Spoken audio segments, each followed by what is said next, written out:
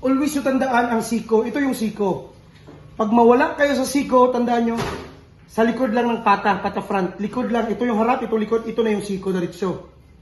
Tusok ka dito banda sa may joint. Kung matama mo yung joint, galaw mo lang yung knife mo ganyan, tapos para ma-open mo ng malaki na. Para paghiwa mo, diretso na yan. Okay? Tapos, dito, umpisa ka dito. Sa gilid, tapos diretso. May buto dyan, tapos diretso mo lang ganyan. So, para di kayo mahirapan, balik kayo sa puti. Dito sir, dito ka sir. Ibalik mo sa puti. Pagdating mo dito, automatic, sa taas kayo kukuha. Para diretso na. Tapos tanggalin yung excess part. Pag tanggal niyan, huwag ganyan yung kutsilyo. Iyuko mo na konti para medyo malinis ang pagkakuha ng excess parts. Ganyan. Tapos, huwag putulin agad. Isagad nyo hanggang dito sa dulo. Para ma-open to. Para makita ang gilid ng scapula o shoulder blade. Para hindi kayo mawala. Tapos, ang palatandaan sa paghiwa ng joint, aside sa itong butas na ito, itong white na ito yung dugtungan ng joint. So, dito itama yung knife mo. Yan. Tapos, huwag kalimutan yung tukod na tinuturo ko ganyan. Tapos, i-open nyo lang ganyan. Tapos, pag dito, idiin nyo konti yung knife nyo para matamaan yung soft tissue na nakadikit para matanggal. Kailangan matanggal nyo itong soft tissue na ito bago nyo itulak sa dalawang kamay. Pagkatapos, itong gilid na to, ito na yung gilid, itong tandaan nyo, ito yung pinaka-importante. Kung di nyo makita, pwede nyo i-open ng konti. Pagkita nyo ng gilid, diretso na yan, ganyan na yan.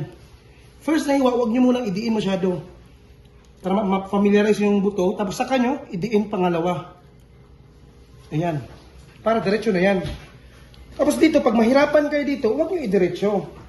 I-open nyo ng konti dito, pwede nyo yan i-open. Pag na-open na yan, saka nyo, ganyan. Tapos huwag mo nang idiin masyado. Tamaan nyo muna konti yung buto. Pag natamaan nyo na, pangalawa, saka nyo diinan. Diretso na yan.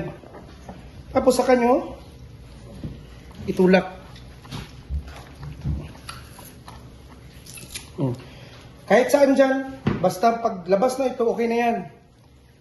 Tapos, pagtanggal ng paypay, huwag kayo dito. Dito kayo talaga, banda sa may curve, mag-dagger o mag-hiwa. Dapat nakadikit talaga siya. Tapos, dikit din sa kabila. Pwede nyo i-dagger, dagger din sa kabila. Tapos, tukod. Pag di nyo kaya itukod dito sa gilid, ipasok yung knife. Tapos dito sa may curve banda, dyan kayo kiss-kiss nyo dyan. Tapos pwede nyo hiwaan. Tapos, hilain. Okay? Pag hila niya, tanggal na yan. Tapos, balik sa siko. Ito yung brisket. Ito yung siko. Dito kay hiwa. Okay? Para maliit yung laman, mag-video kayo dito, diretso mo dyan. Ganyan mo yan, diretso lang. Tapos, pwede ka na mag-diretso dito sa gilid. Dikit ka lang sa buto, tapos idiretso mo na. Ganyan lang. Ganyan lang. Okay? Stop mo.